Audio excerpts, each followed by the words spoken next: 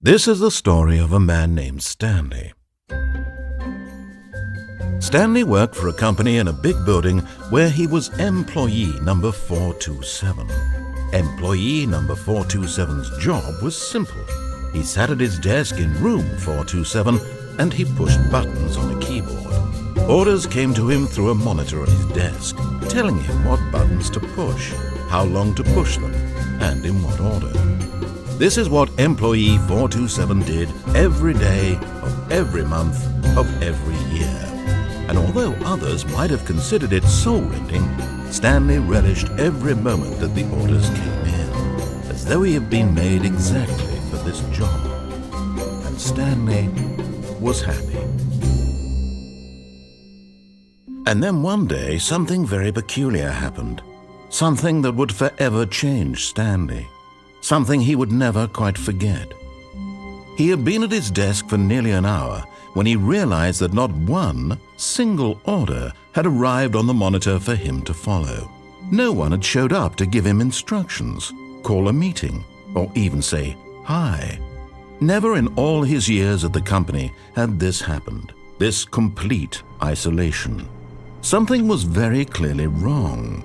Shocked, frozen solid, Stanley found himself unable to move for the longest time.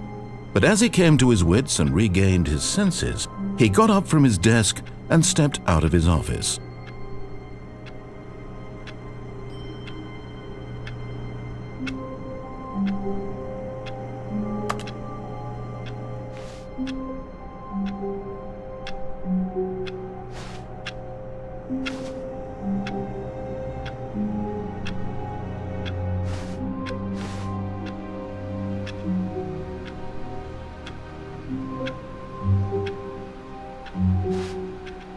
All of his co-workers were gone.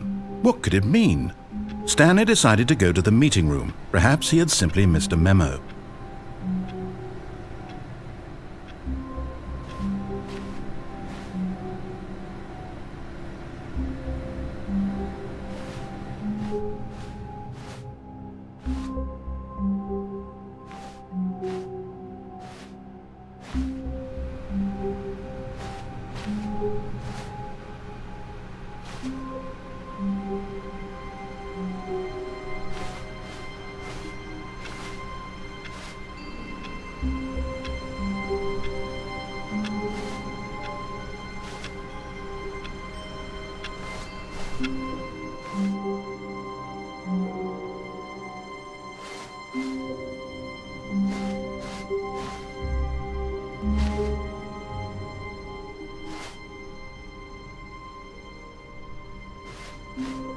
When Stanley came to a set of 2 open doors, he entered the door on his left.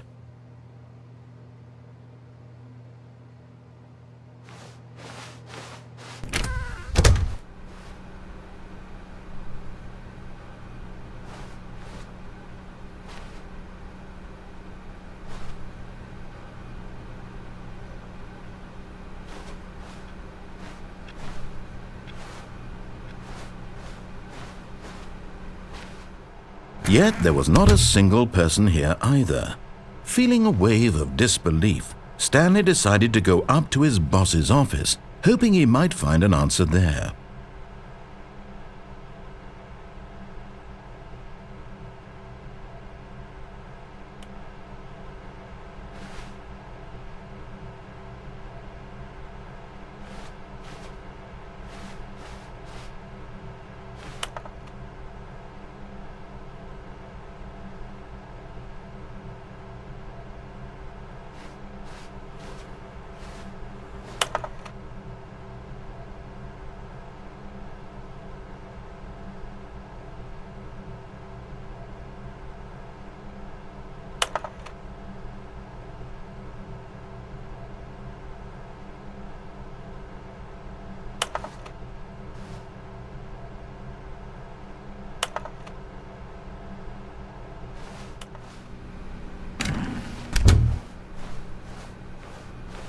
Coming to a staircase, Stanley walked upstairs to his boss's office.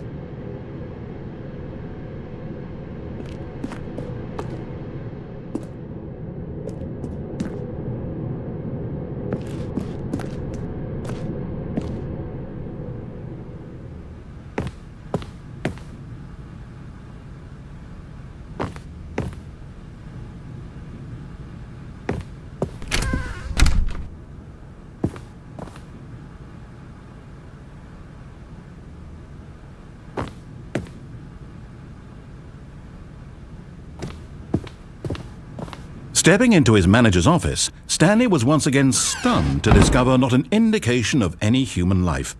Shocked, unraveled, Stanley wondered in disbelief who orchestrated this, what dark secret was being held from him. What he could not have known was that the keypad behind the boss's desk guarded the terrible truth that his boss had been keeping from him, and so the boss had assigned it an extra secret PIN number, 2845. But of course, Stanley couldn't possibly have known this.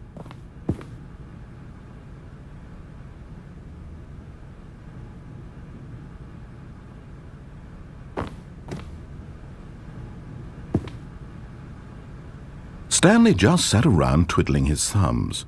Trying to input anything on the device was useless, since he could never possibly know that the combination was 2845.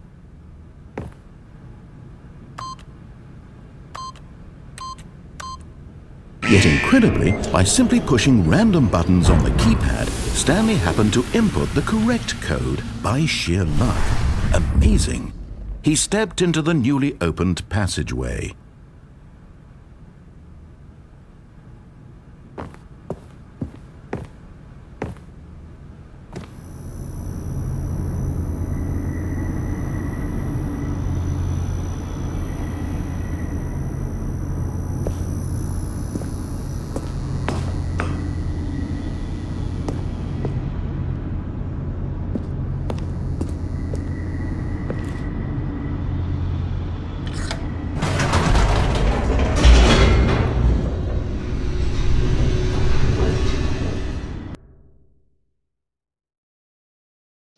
Descending deeper into the building, Stanley realized he felt a bit peculiar.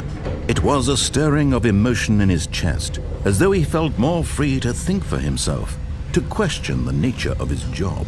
Why did he feel this now, when for years it had never occurred to him? This question would not go unanswered for long.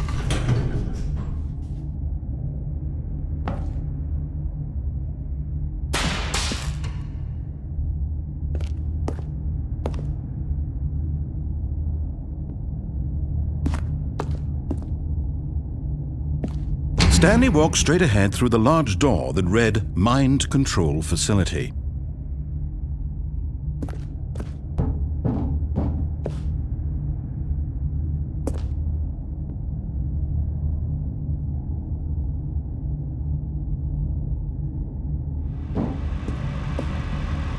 Although this passageway had the word Escape written on it, the truth was that at the end of this hall, Stanley would meet his violent death.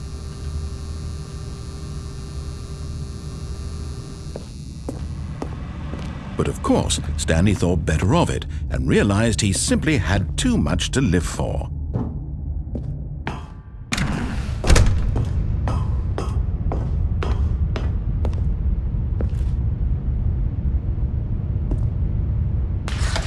The lights rose on an enormous room packed with television screens. What horrible secret did this place hold? Stanley thought to himself. Did he have the strength to find out?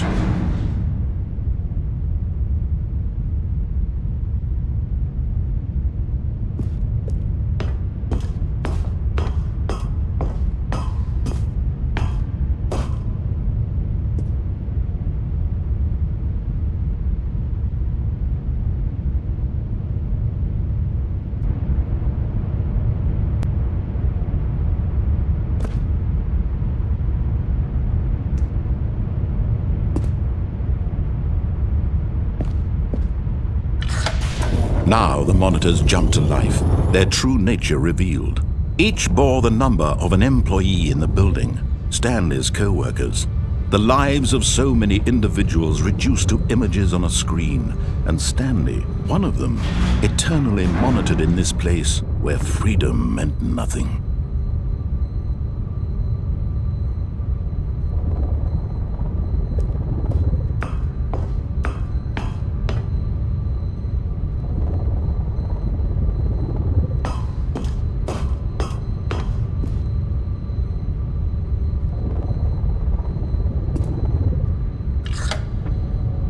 This mind control facility, it was too horrible to believe. It couldn't be true.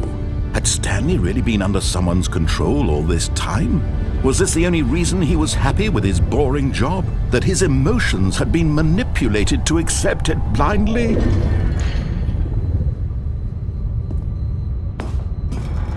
No, he refused to believe it. He couldn't accept it. His own life in someone else's control? Never!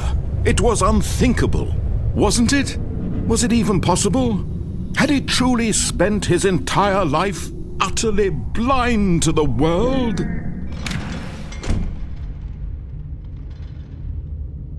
But here was the proof, the heart of the operation. Controls labeled with emotions, happy or sad or content, walking, eating, working, all of it monitored and commanded from this very place.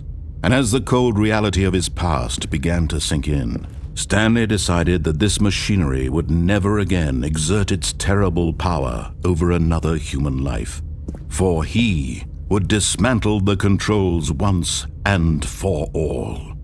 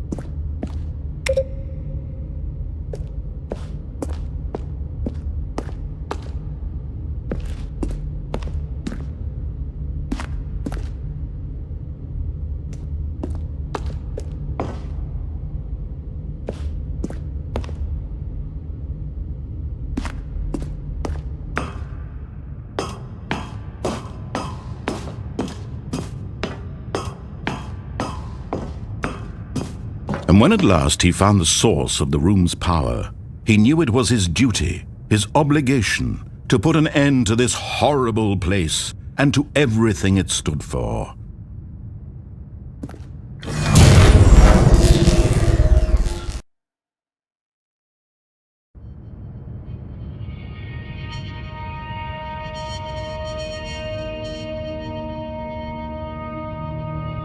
Blackness and a rising chill of uncertainty. Was it over? Yes! He had won! He had defeated the machine, unshackled himself from someone else's command. Freedom was mere moments away. And yet, even as the immense door slowly opened, Stanley reflected on how many puzzles still lay unsolved. Where had his co-workers gone? How had he been freed from the machine's grasp? What other mysteries did this strange building hold?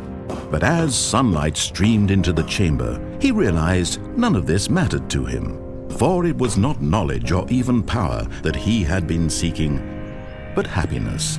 Perhaps his goal had not been to understand, but to let go. No longer would anyone tell him where to go, what to do, or how to feel. Whatever life he lives, it will be his. And that was all he needed to know. It was perhaps the only thing worth knowing. Stanley stepped through the open door.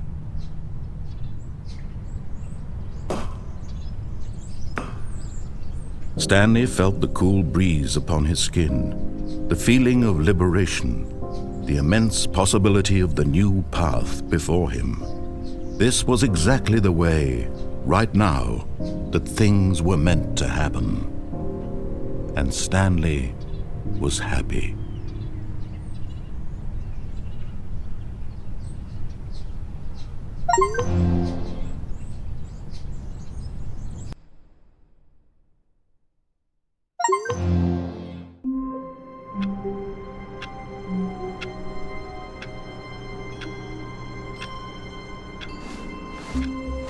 All of his co-workers were gone. What could it mean? Stanley decided to go to the meeting room. Perhaps he had simply missed a memo.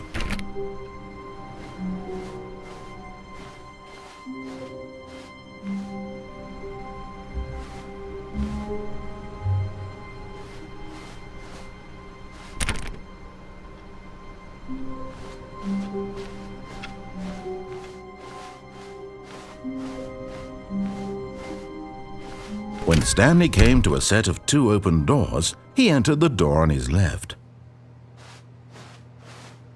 This was not the correct way to the meeting room, and Stanley knew it perfectly well. Perhaps he wanted to stop by the employee lounge first, just to admire it.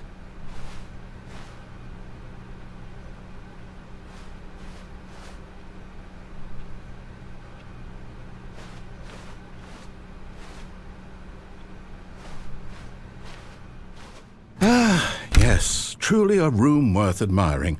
It had really been worth the detour after all, just to spend a few moments here in this immaculate, beautifully constructed room.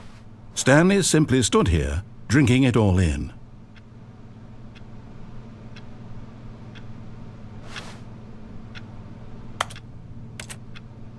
Yes, really, really worth it being here in the room. A room so utterly captivating that even though all your co-workers have mysteriously vanished, here you sit looking at these chairs and some paintings. Really worth it. But eager to get back to business, Stanley took the first open door on his left.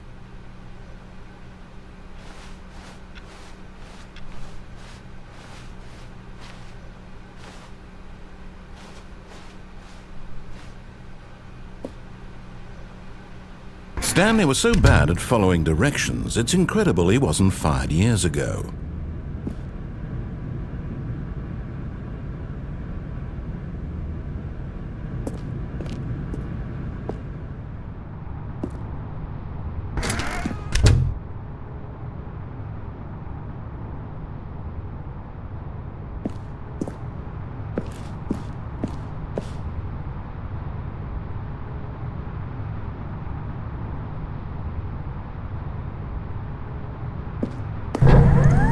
Look, Stanley, I think perhaps we've gotten off on the wrong foot here.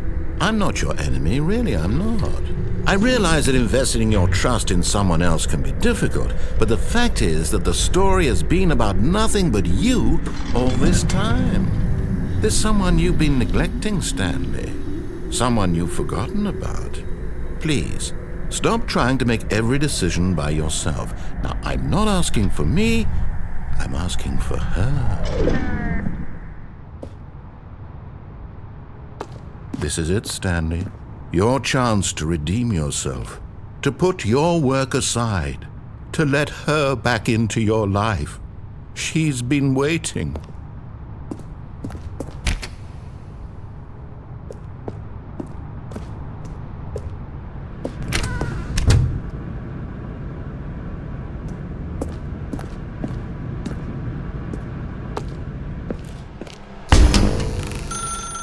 That's her, Stanley. You need to be the one to do this, to reach out to her.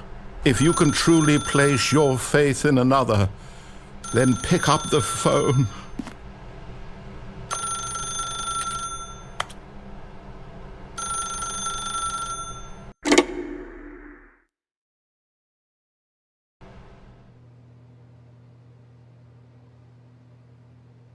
Oh, Stanley, is that you? Hold on, sweetie. Sorry to keep you waiting. I'm just pulling the bread out of the oven. All right. Okay, there we go. All right, now, I want you to come in and tell me all about your day. Gotcha. Oh, come on. Did you actually think you had a loving wife who'd want to commit their life to you? I'm trying to make a point here, Stanley. I'm trying to get you to see something. Come inside. Let me show you what's really going on here.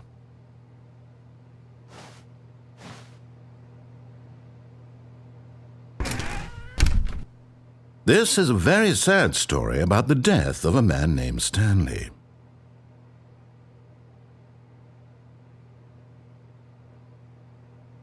Stanley is quite a boring fellow. He has a job that demands nothing of him, and every button that he pushes is a reminder of the inconsequential nature of his existence. Look at him there, pushing buttons, doing exactly what he's told to do. Now he's pushing a button. Now he's eating lunch. Now he's going home. Now he's coming back to work. One might even feel sorry for him, except that he's chosen this life.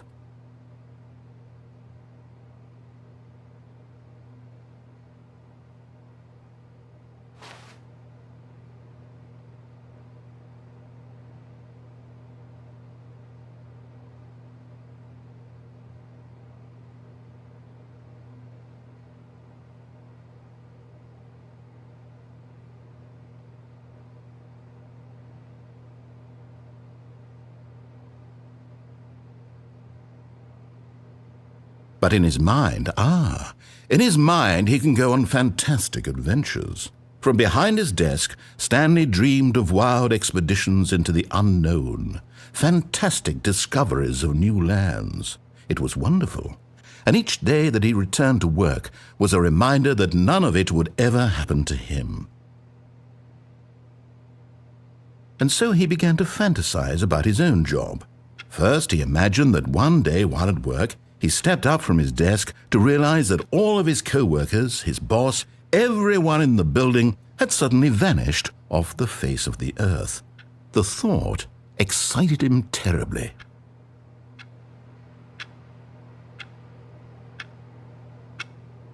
So he went further.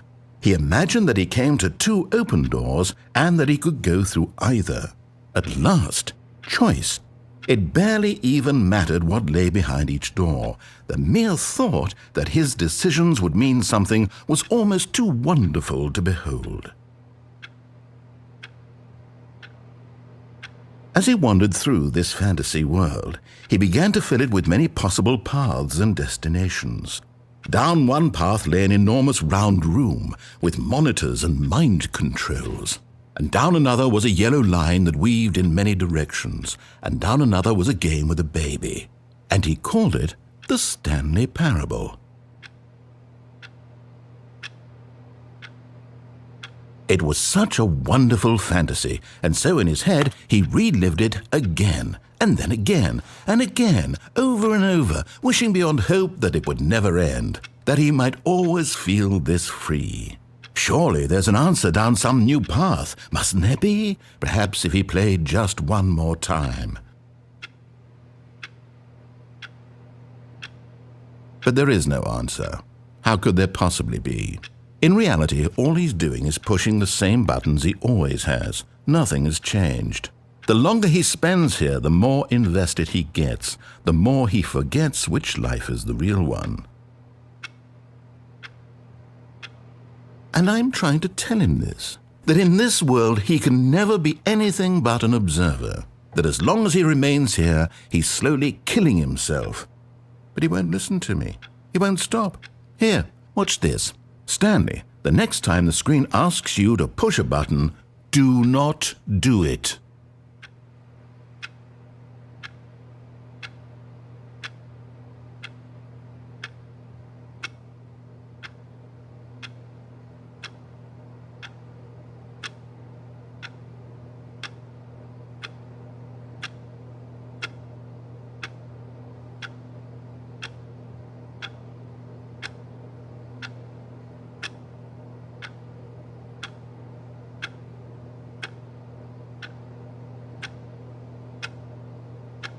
You see? Can he just not hear me? How can I tell him in a way that he'll understand that every second he remains here, he's electing to kill himself? How can I get him to see what I see? How can I make him look at himself?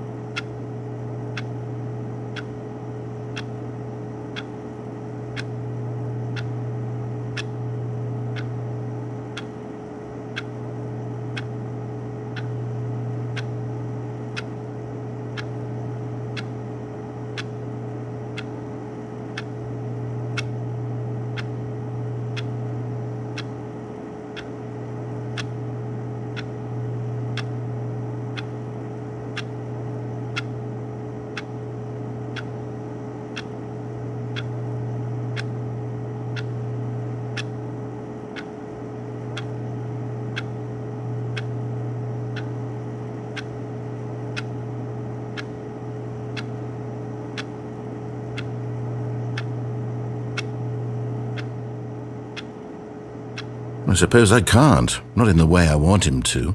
But I don't make the rules. I simply play to my intended purpose, the same as Stanley. We're not so different, I suppose. I'll try once more to convey all this to him. I'm compelled to. I must. Perhaps, well, maybe this time he'll see. Maybe this time. And I tried again, and Stanley pushed a button. And I tried again, and Stanley pushed a button. And I tried.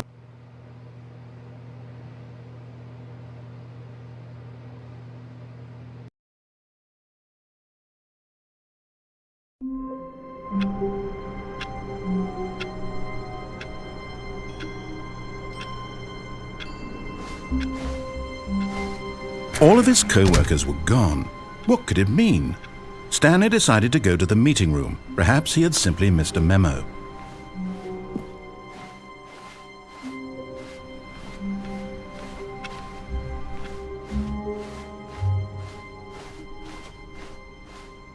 When Stanley came to a set of 2 open doors, he entered the door on his left.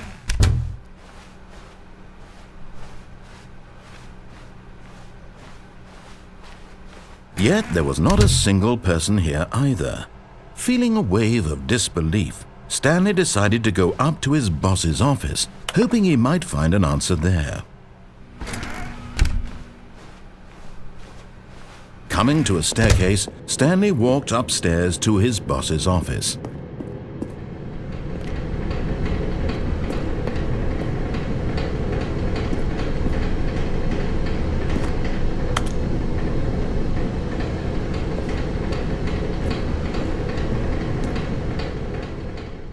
But Stanley just couldn't do it. He considered the possibility of facing his boss. Admitting he had left his post during work hours, he might be fired for that. And in such a competitive economy, why had he taken that risk? All because he believed everyone had vanished? His boss would think he was crazy. And then something occurred to Stanley. Maybe, he thought to himself, maybe I am crazy. All of my co-workers blinking mysteriously out of existence in a single moment for no reason at all? None of it made any logical sense. And as Stanley pondered this, he began to make other strange observations. For example, why couldn't he see his feet when he looked down? Why did doors close automatically behind him wherever he went? And for that matter, these rooms were starting to look pretty familiar. Were they simply repeating? No, Stanley said to himself, this is all too strange. This can't be real. And at last, he came to the conclusion that had been on the tip of his tongue. He just hadn't found the words for it. I'm dreaming, he yelled. This is all a dream. Oh, what a relief Stanley felt to have finally found an answer, an explanation. His co-workers weren't actually gone. He wasn't going to lose his job. He wasn't crazy after all. And he thought to himself, I suppose I'll wake up soon. I'll have to go back to my boring real-life job pushing buttons. I may as well enjoy this while I'm still lucid. So, he imagined himself flying and began to gently float above the ground. Then he imagined himself soaring through space on a magical starfield, and it too appeared. It was so much fun, and Stanley marveled that he had still not woken up. How was he remaining so lucid? And then perhaps the strangest question of them all entered Stanley's head. One he was amazed he hadn't asked himself sooner. Why is there a voice in my head dictating everything that I'm doing and thinking?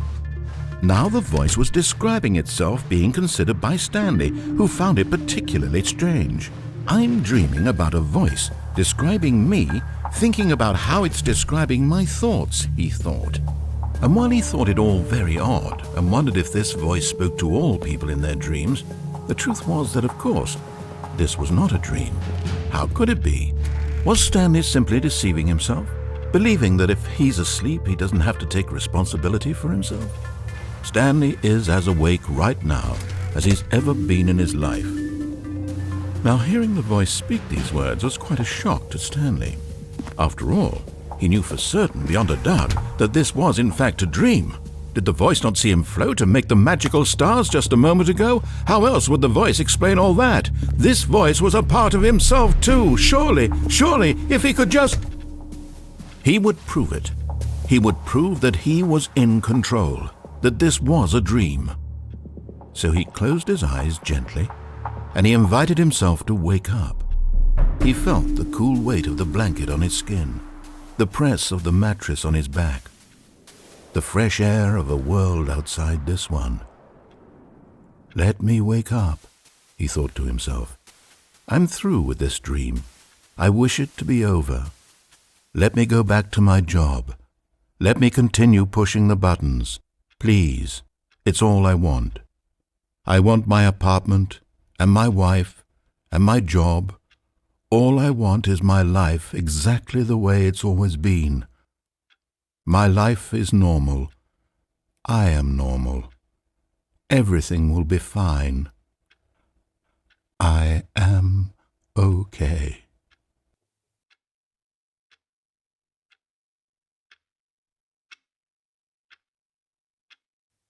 Stanley began screaming. Please, someone, wake me up. My name is Stanley. I have a boss. I have an office. I am real. Please, just someone tell me I am real. I must be real. I must be. Can anyone hear my voice? Who am I? Who am I? And everything went black.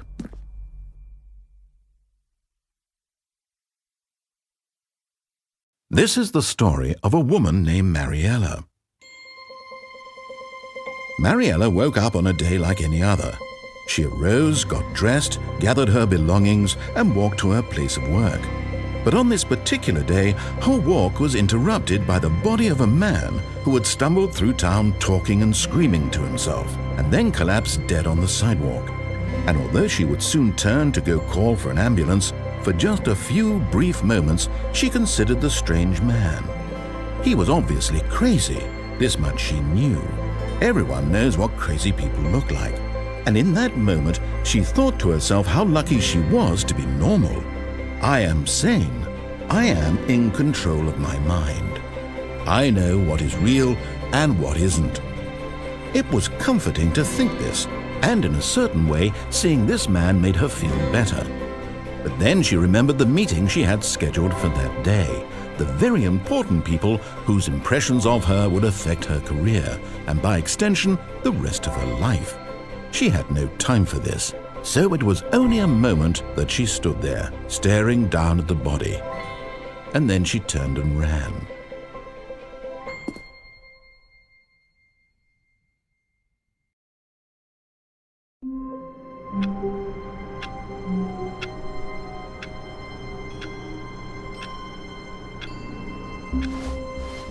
All of his co-workers were gone. What could it mean? Stanley decided to go to the meeting room. Perhaps he had simply missed a memo.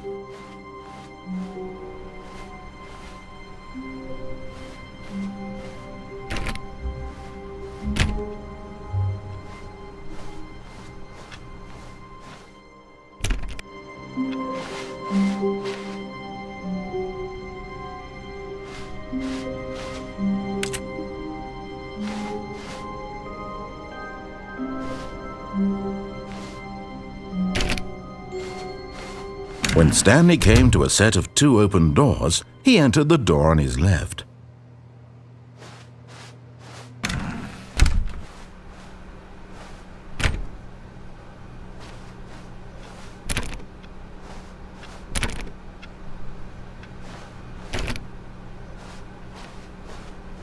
Yet there was not a single person here either.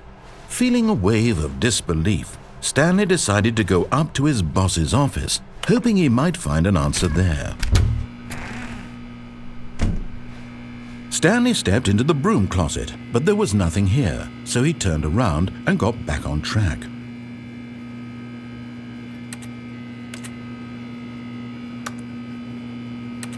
There was nothing here, no choice to make, no path to follow, just an empty broom closet. No reason to still be here. Coming to a staircase, Stanley walked upstairs to his boss's office.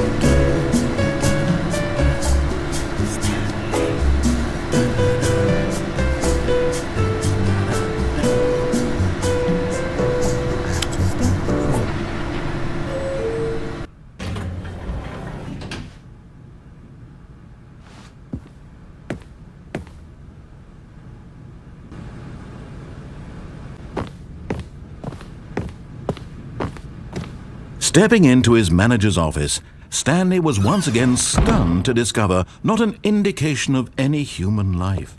What could it mean? Stanley wondered aloud to nobody. He began wildly tearing through papers on the boss's desk, pulling books off the shelf, looking behind paintings, desperate for clues to his situation. But his attention was caught by a keypad behind the boss's desk. What could its purpose be? In fact, this keypad guarded the terrible secret that lay buried below his feet, and so the boss had assigned it an extra secret PIN number, 2845. But of course, Stanley couldn't possibly have known that. Yet incredibly, by simply pushing random buttons on the keypad, Stanley happened to input the correct code by sheer luck. Amazing! He stepped into the newly opened passageway.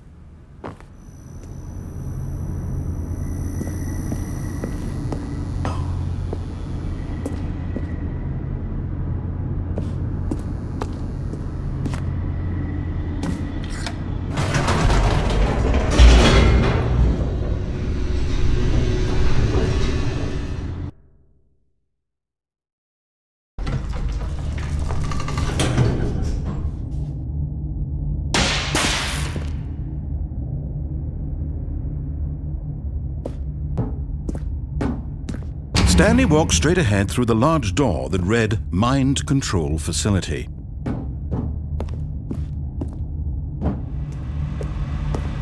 Although this passageway had the word Escape written on it, the truth was that at the end of this hall, Stanley would meet his violent death.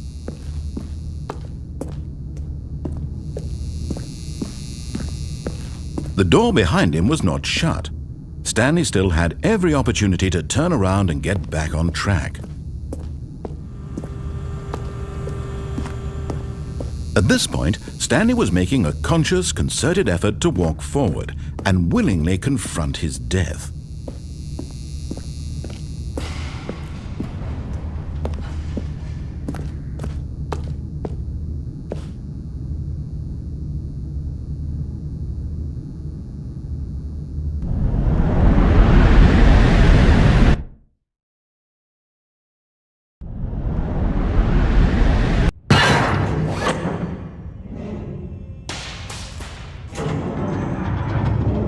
As the machine whirred into motion and Stanley was inched closer and closer to his demise, he reflected that his life had been of no consequence whatsoever. Stanley can't see the bigger picture. He doesn't know the real story, trapped forever in his narrow vision of what this world is. Perhaps his death was of no great loss, like plucking the eyeballs from a blind man. And so he resigned and willingly accepted this violent end to his brief and shallow life. Farewell, Stanley.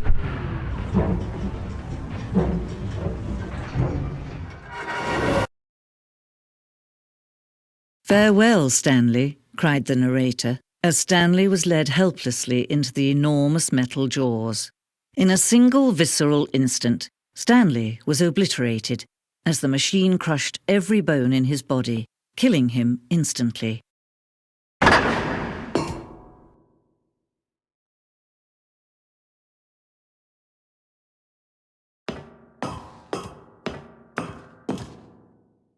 And yet it would be just a few minutes before Stanley would restart the game, back in his office, as alive as ever. What exactly did the narrator think he was going to accomplish? When every path you can walk has been created for you long in advance, death becomes meaningless, making life the same. Do you see now? Do you see that Stanley was already dead from the moment he hit start?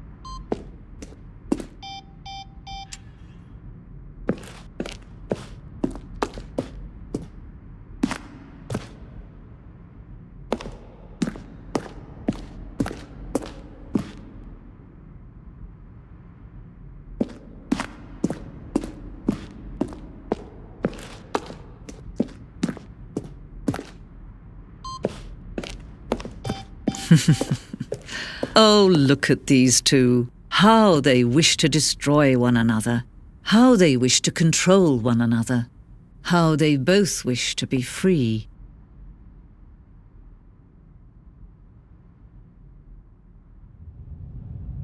Can you see?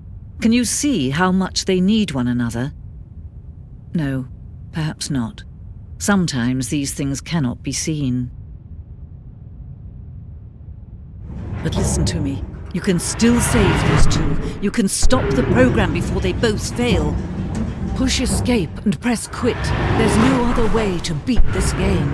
As long as you move forward, you'll be walking someone else's path. Stop now and it'll be your only true choice. Whatever you do, choose it. Don't let time choose for you. Don't let time...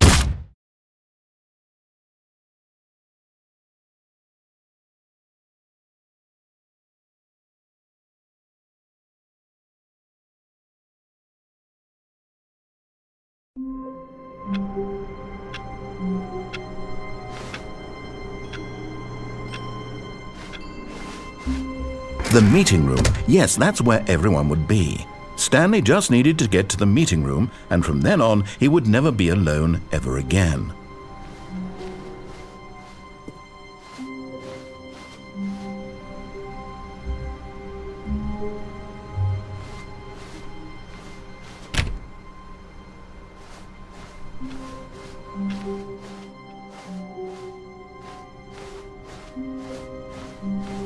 When Stanley came to a set of 2 open doors, he entered the door on his left. This was not the correct way to the meeting room, and Stanley knew it perfectly well. Perhaps he wanted to stop by the employee lounge first, just to admire it.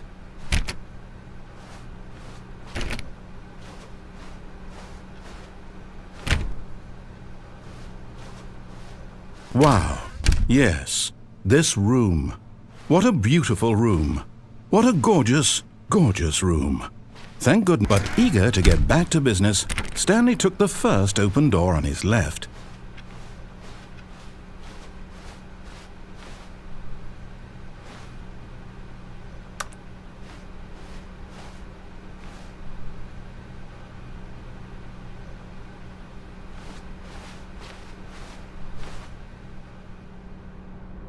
And so he detoured through the maintenance section, walked straight ahead to the opposite door, and got back on track.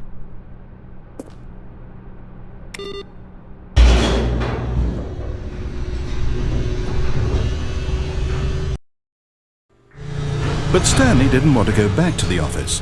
He wanted to wander about and get even further off track. So now in order to get back, he needed to go, from here it's, left.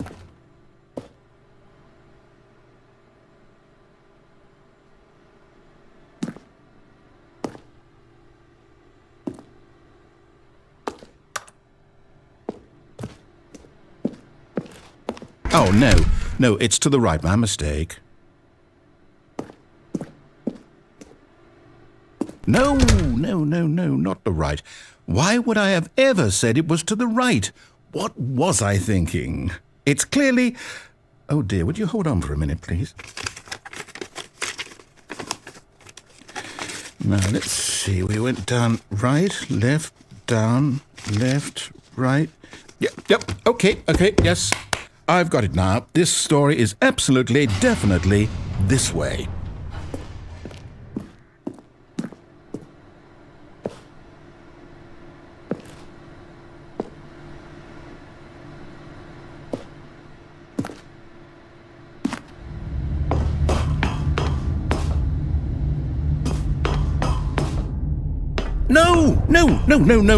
No. This isn't right at all. You're not supposed to be here yet. This is all a spoiler. Quick, Stanley, close your eyes. Okay. We just have to get back to, oh, who am I kidding? It's all rubbish now. The whole story completely unusable. How about, rather than waste my time trying to salvage this nonsense, we'll just restart the game from the beginning. And this time, suppose we don't wander so far off track, Okay, from the top.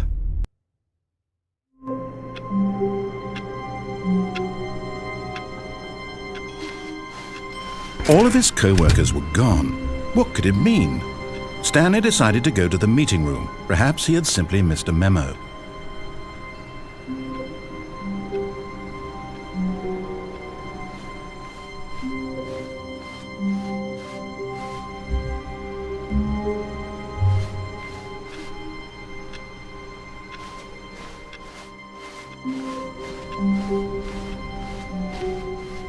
When Stanley... Wait, what? No, I restarted. I swear I definitely restarted the game over, completely fresh. Everything should be... Oh, did something change? Stanley, did you change anything when we were back in that room with all the monitors? Did you move the story somewhere or... Hold on. Why am I asking you? I'm the one who wrote the story. It was right here just a minute ago. I know for sure that it's here somewhere. Okay, then. It's an adventure. Come, Stanley. Let's find the story.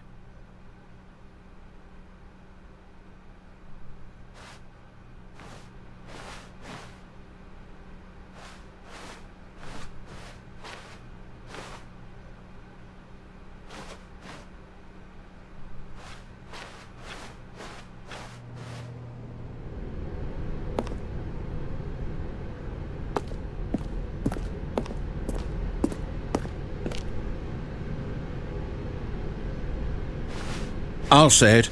This is the worst adventure I've ever been on. I can promise you there definitely was a story here before. Do we need to restart the game again? Well, I find it unlikely that we'll ever progress by starting over and over again, but it's got to be better than this. Okay, let's give it a shot. Why not?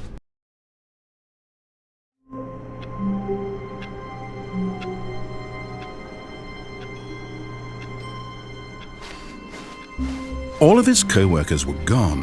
What could it mean? Stanley decided to go to the meeting room. Perhaps he had simply missed a memo.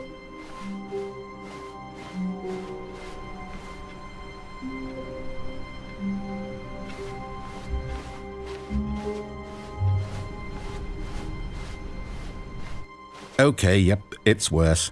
I might be remembering this wrong. It's possible the story is back where we just came from. Why don't we go back the other direction and see if we missed anything?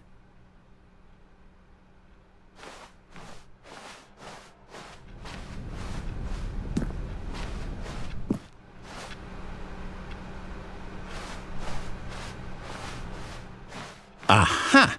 I knew we'd miss something. The story. Here it comes.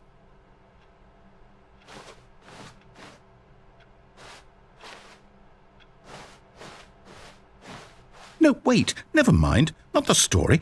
Okay, let's head back the other way and retrace our steps.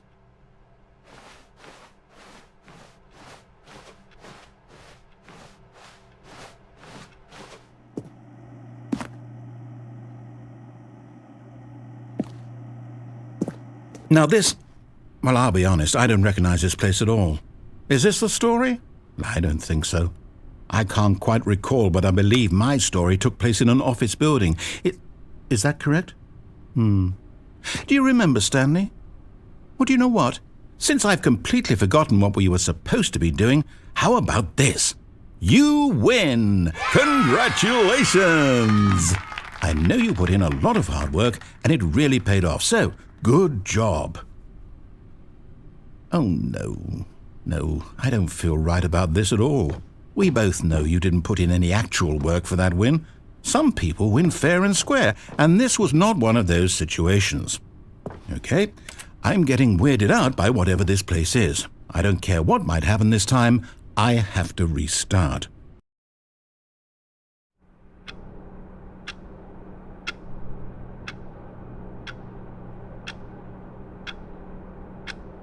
All right, I've got a solution. This time, to make sure we don't get lost, I've employed the help of the Stanley Parable adventure line. Just follow the line. How simple is that?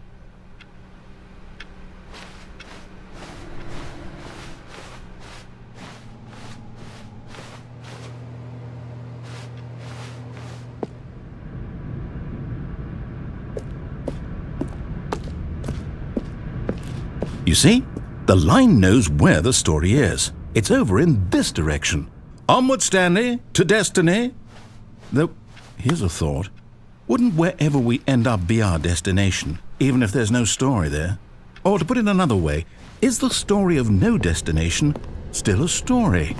Simply by the act of moving forward, are we implying a journey such that a destination is inevitably conjured into being via the very manifestation of the nature of life itself? Whoa. Hang on. That got a bit weird back there. Well, I'd like to apologize. Not sure where I was going with all that. You know what? I think what we need right now is a bit of music to lighten the mood.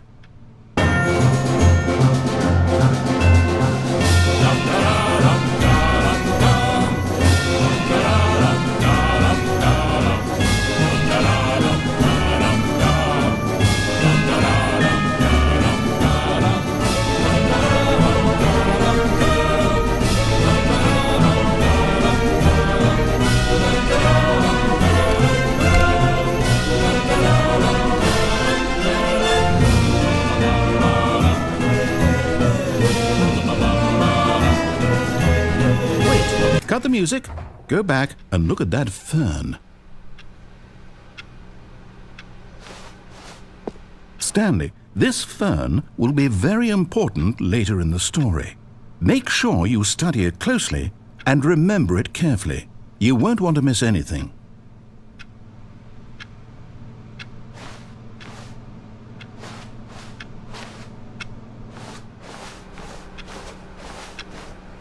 Wait, what? We're back at the office? No. Line, you do know we're looking for the Stanley Parable, right? The story? Is any of this ringing a bell?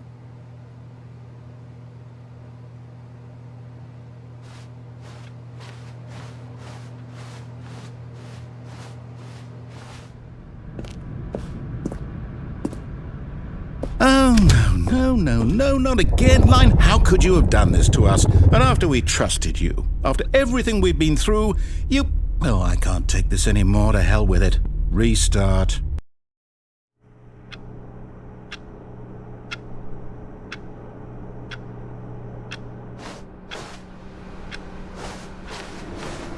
You know what, Stanley? I say forget the adventure line. What's it ever done for us? We're intelligent people, right? Why can't we make up our own story? Something exciting, daring, mysterious. Ooh, this all sounds perfectly doable. Why don't we simply start wandering in, well, I don't know. How about this direction? Now, yes, this is exciting. Just me and Stanley forging a new path, a new story. Well, it could be anything. What do you want our story to be? Go wild. Use your imagination. Whatever it might be, Stanley, I'm ready for it.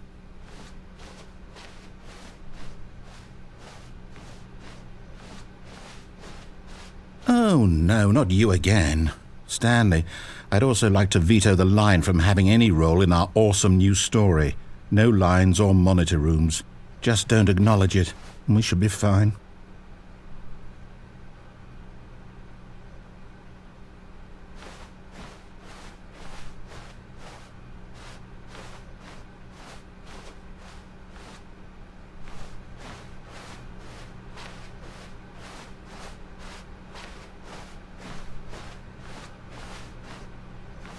Ah, a choice. We get to make a decision. From here, the story is in our control. How important we mustn't squander the opportunity. In fact, I believe I need a minute to think here. Just walk in circles for a minute. Okay, so I know that each door has to lead somewhere, which means that somewhere, the place where we're trying to go, there must be a reverse door that leads here.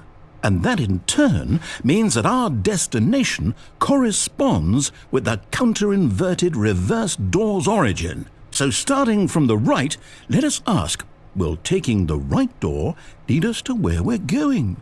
And since the answer is clearly yes, then by all accounts, the door on the right is the correct one. Another victory for logic. Come, Stanley, our destiny awaits.